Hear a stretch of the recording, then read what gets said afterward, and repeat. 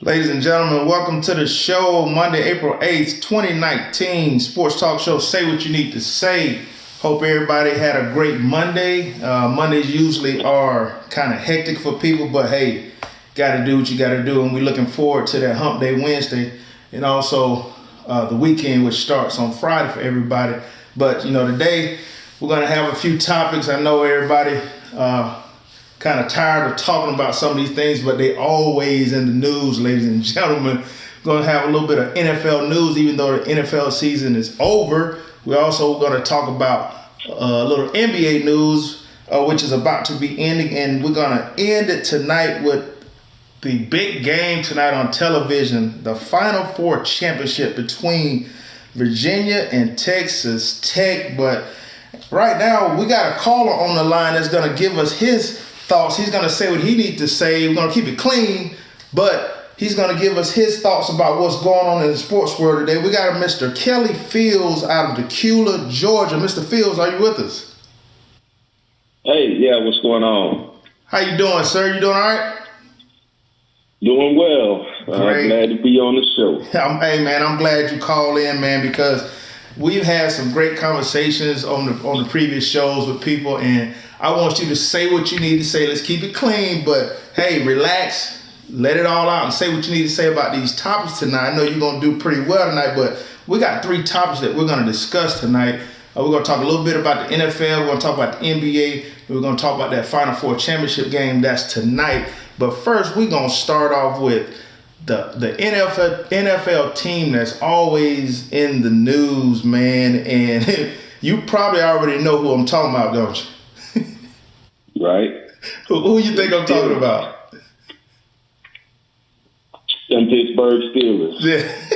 There you go. That everybody loves to hate. They love to hate them right now.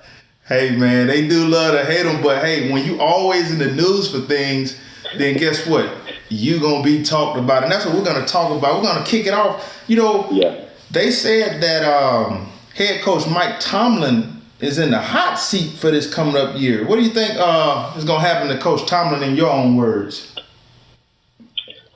Well, I mean, it's kind of hard to say that being with the Steelers, because it's just really not in their nature to move coaches out quickly. I know he's been there now, probably a good 10 years, but yeah. I mean, if you look at the history of it, man, they've had maybe 3 or 4 coaches in the last 50 years. So we'll see how it goes. I think it's definitely gonna be a season where he's gonna definitely have to redefine how he does things there, just based on how everything went this year. Absolutely. But I think they'll be definitely watching a little bit closer just to see how he handles the team and discipline and whatever may come up this time. Yeah. You made a great point right there when you said they hadn't had many coaches, but he is definitely on this hot seat. But I'll say this: he did lose a few players. Key players, Le'Veon Bell and Antonio Brown, they gone. So those were 2 strong weapons that my man had, Roethlisberger. So what do you think about them missing those 2 guys? How you think they're gonna fare? I mean, obviously you got two of the top guys at their position, in the league. So you're gonna feel it, some kind of way. But if you look at the perspective of last year, you went without Bell, because he didn't play last year. So you already halfway there. Great seeing point. What you got without him. Great point. So and then with Juju, you got another receiver over there too that kind of stepped up to prove himself. I mean, he had over 1,000 yards. 7, 8 touchdowns or something, I think, too. So, right. I think the pieces are there. It's just going to be, once everybody's keying on Juju, because he'll be the number 1, will he be able to still produce in the same manner? Which, of course, I think he can, because I think he's a star-type talent. I think he'll be fine. And it's just going to be up to the young guys. I mean, I like the running back situation already. Connor did well. Right. stepping in place. So I'm not really worried about that. It's just going to be more about the young receivers. I think James Washington, which was a rookie last year, going to be on them to step up. Well, you did mention, but I think we'll be fine. Okay. Well, you did. It sounds like you're a Pittsburgh Steelers fan. Is that true? That's official, definitely. Been riding with him for a good while. Hey, you said it's official, huh? Official. Well, back to Cordell Stewart, Tommy Maddox, way back. Well, I'm gonna make this official and say what I need to say. Since you said you got Juju and you got my man Antonio Brown, they've been feuding a little bit. I might say. Wouldn't you say so? Yeah, it's a little bit going on between them right now. It looks like I don't know where all that's coming from, because there's really no point in that for AD to make that comment he made, in response to somebody on Twitter. But I thought that was a little bit left field. Hey, kind of a low blow, a late hit, all that, whatever you want to call it. You just pulled the words out of my mouth, because I'm looking at the tweet right now, and I'm gonna let the people out there hear what was said. Antonio Brown said, "Boy fumbled the whole postseason in the biggest game of the year. Everyone went blind, too busy making guys famous. Not enough reality these days. By the way, check the list, man." And let me tell you what Juju's response was to that. And of course, Juju said, "All I ever did was show that man love and respect from the moment I got to the league. I was genuinely happy for him too when he got traded to Oakland with a big contract, and now he takes shots at me on social media. Keep the emotions off the internet, man." What is really going on with your boys over there, man? Tell us what's going on with your boys. I don't understand. I think it's just a little bit of, you know how it gets, man. He was the man. AD was the man for the longest. Right. He's getting a lot of shine now, so he's the future. He's the guy now. And then, with AD leaving, and it's just, I think it's just a little bit of a sword fight there. You wish about who the man is, but I think Juju's a humble guy, so he never came across as trying to take the spotlight away from AD or anything. So I don't even understand why AD went there. You know what? I'm going to say what I need to say again. I think AB is the type of guy, he's one of those flamboyant, likes to talk type of receivers. And I was talking to a caller one day. Back in the day, you had the Jerry Rices, you had the Carter, you had the Randy Let me tell you something. Mm-hmm. Those guys talked on the field. They didn't have all this shenanigans and all this stuff going on. And it seems like now the new era players, they seem to always want to put their business out on social media and kind of feud with your own players. That's kind of not good for a team chemistry, is it? Nah, it really isn't, and it's really not a Steelers type thing either. I mean, that's really not how they operate. They really stand, on the line, integrity, keep everything in house, all that. But this is the era we in now. To keep the younger guys like that, the social media and everything is fair game now. They just put it all out there.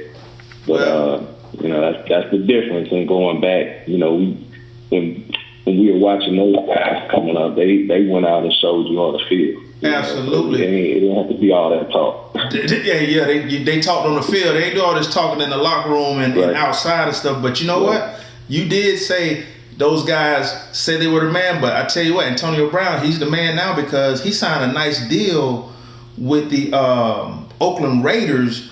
Actually, it was a 3-year deal for $50 million.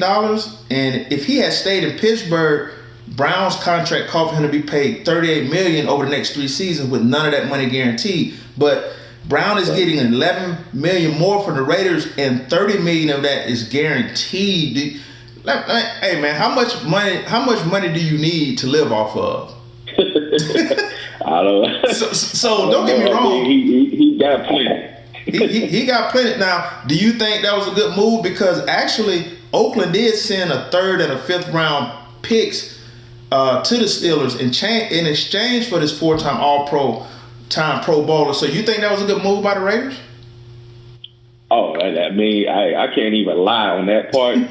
They made out on the deal. Like Antonio in Oakland, they won that. They won that deal. There's no question. I mean, he one of the highest paid receivers for the next one of the highest paid players in the league for the next few years. Yeah. And then, all the Steelers got was a third and a fifth. But, I think, like I said, they're about the integrity. I think it was more about, let's just get this guy out the locker room and move on with life. That's basically what it came down to. Hey, do you think that Coach Tomlin is a little bit relieved that he don't have to worry about that nonsense, I guess you would call it, going on? Man, no question about it.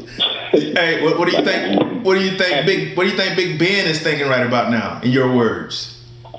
I think he feels the same way. Like, good rig. I'm glad. I think Big Ben knew before everybody else what Antonio was. That's why I think he didn't really fool with him. Wow. Hey, you just knew he wasn't that type of guy. He wasn't the same type of guy that that he rocks with. Mr. Fields, you just said exactly what you needed to say right there, man. I agree with you 100%. And you know what? That might be the move that the Steelers might need, because me, myself, being in professional baseball for a lot of years, the one thing you do not want to mess with your team is that team chemistry, man.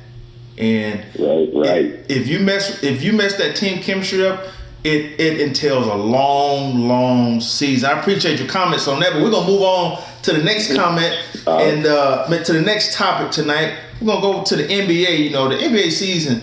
I mean, I think they only got about 8 games left, and the playoffs are right around the corner.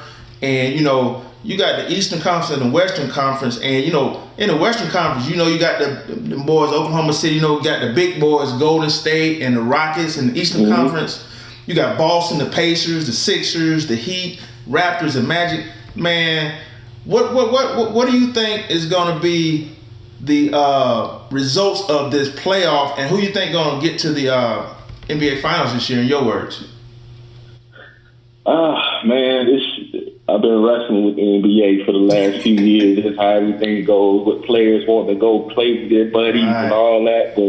So I think that kind of forced the league into a position of really only being about 4 to 5 teams that could potentially go all the way. So, right. when I look on the East, the team that I like is Milwaukee, and that's just because it's a good mix of young guys and veterans. Yeah, and they play well. It's the chemistry. They play well. They're playing well together. They're clicking right now. Okay. So I think that gives them a little bit of an edge, but I got to think Toronto's still going to be in it too, because they didn't really change their team too much.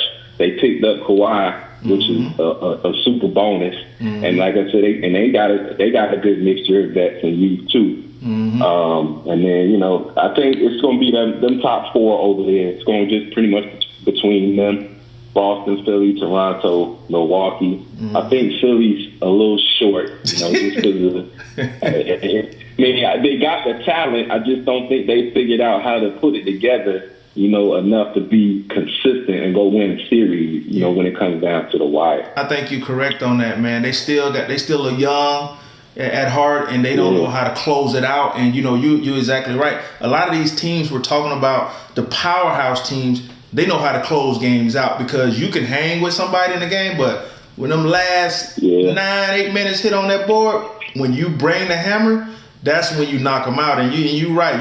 Who else you got? And then, I'm looking like on the West, probably. I still think, obviously, Golden State is the team to beat. And when it comes, because it's the consistency, it's, looking at 5 games, 7 games, it's hard to beat that team, 3 times, 4 times. So I think them, and then I think probably it'll come down to them in Houston again. Denver, I don't know where they came from out of nowhere. But I think also just looking at their rosters, probably because of the mix, they got a good mix of youth and vets too.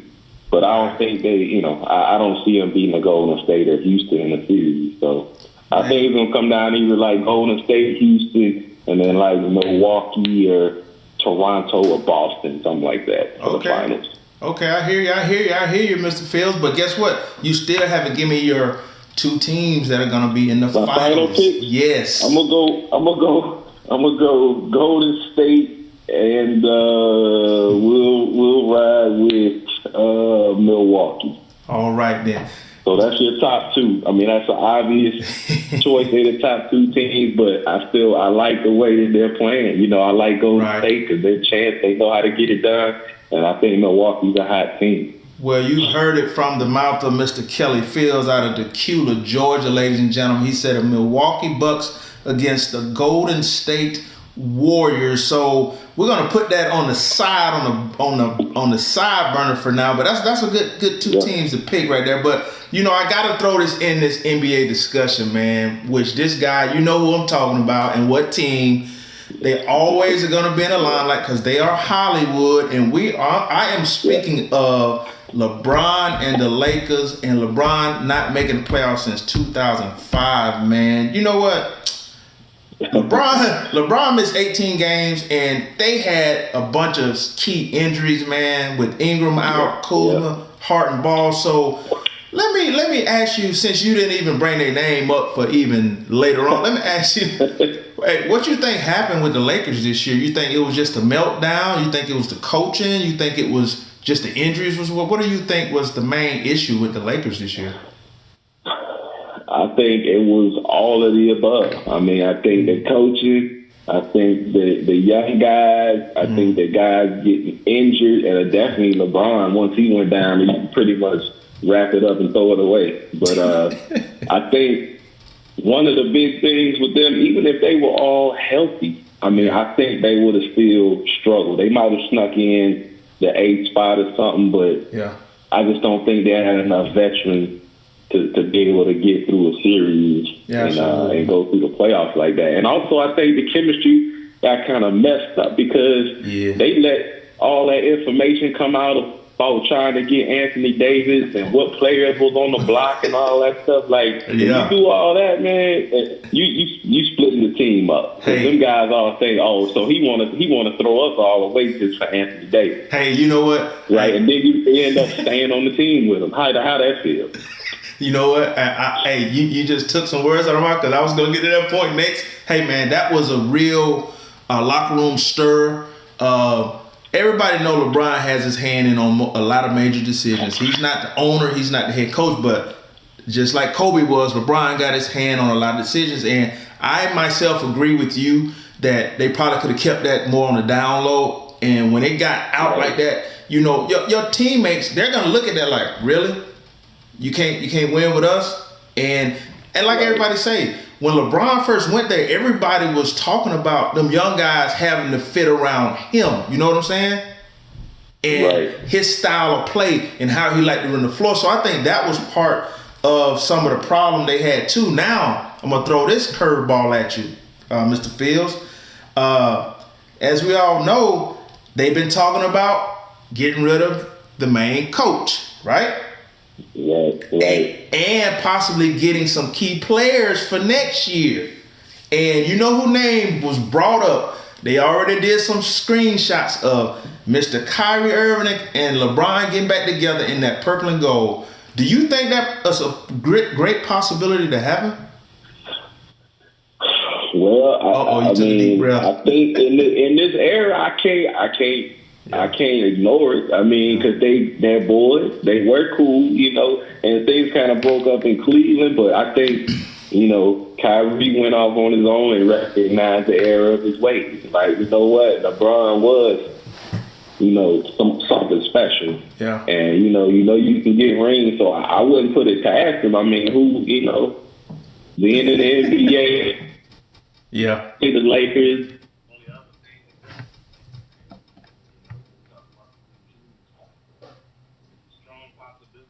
Hold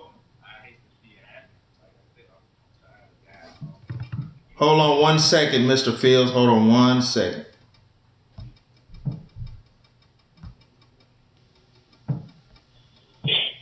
Okay.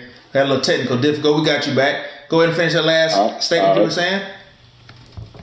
Oh, I was saying, yeah, I mean, I'm saying if he does go, that's fine. But I don't want him. I hope he doesn't because I'm tired of all these guys trying to keep getting together on the same team. I like it when there was a lot of parity, and you never knew which team could do it, and guys, stayed with their team and developed into champions. It wasn't just let's go make a quick microwave championship team. Well, to that point, hey, them Golden State Warriors put together a nice little package. So we're gonna stop talking about them because they're gonna win anyway. It's just a matter of if they're gonna mess up anything. But hey, man, you right on point with that. Hopefully the Lakers get it together. Hopefully they get the key pieces that they're looking for. I think they got a great young group. I know LeBron got 3 more years left on that contract. So if he stays healthy the whole time, I think they'll be fine. But them other kids, they got to step that game up. Do you agree or no? Agree. Agree. And they look good, right now. So yes, sir. It should happen. There you go. Now for our final and last topic of the night, and everybody should be glued to their television, whether it be a 5-inch screen or a 70-inch screen tonight at 9:30, I think is tip-off. We got the Final Four championship tonight against number 1 ranked Virginia and number 3 Texas Tech. Now, Mr. Fields, if you had a perfect world, would you have picked these two teams facing each other for the the finals tonight in the NCAA championship? Nah, not in a million years. He's Texas Tech. I mean, I'm a Tar Heels fan. Oh, my God. It was going to be UNC and Duke or something like that. That was my hope. But, So your bracket got messed up, huh? Oh, it's busted up bad. Yeah. That's all right, man. Hey, but you know what? Everybody in the world and in the universe, like you said, thought we would see the Duke star Zion Williamson on this TV tonight, but we're gonna have to wait in a later life to see that. But I'm gonna ask you 3 questions about this Final Four tonight. I want you to give me your opinion on it. What do you think the key points and what will be the deciding factor in this game tonight, in the championship game?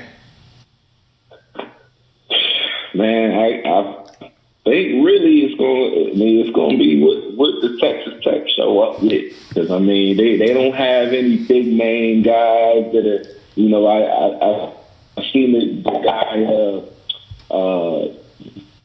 that hit the free throws or whatever, but I'm like, I don't think people really know who these guys are. None of them were like highly sought after talent from high school. They just kind of developed, which is what I like about them. They developed into a great team over the years, over the last 2-3 years playing with each other. So, I just think, if they don't get too blinded by all the glitz and glamour playing the championship game, I think, they got a good chance.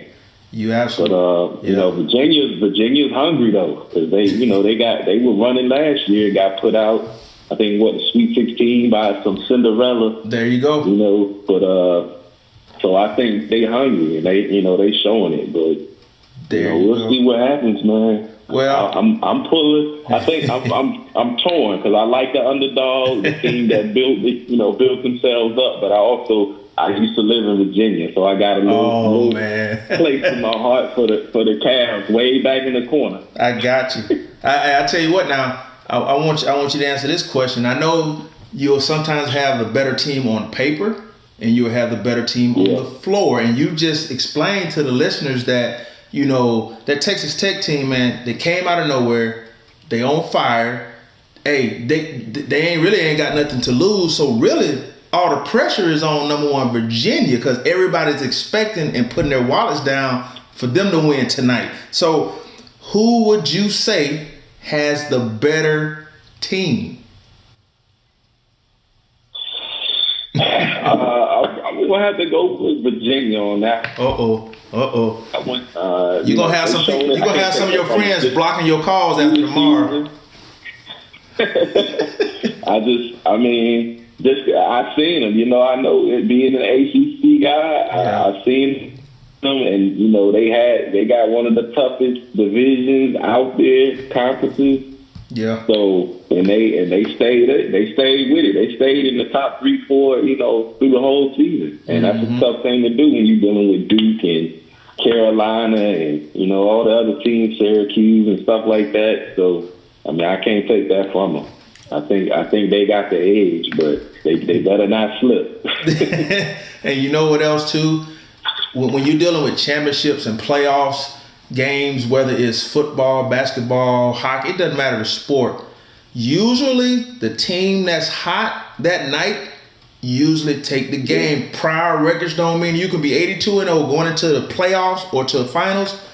It all boils down to that last game, and you never know which way the pendulum is gonna swing. You know what, man? I'm like you.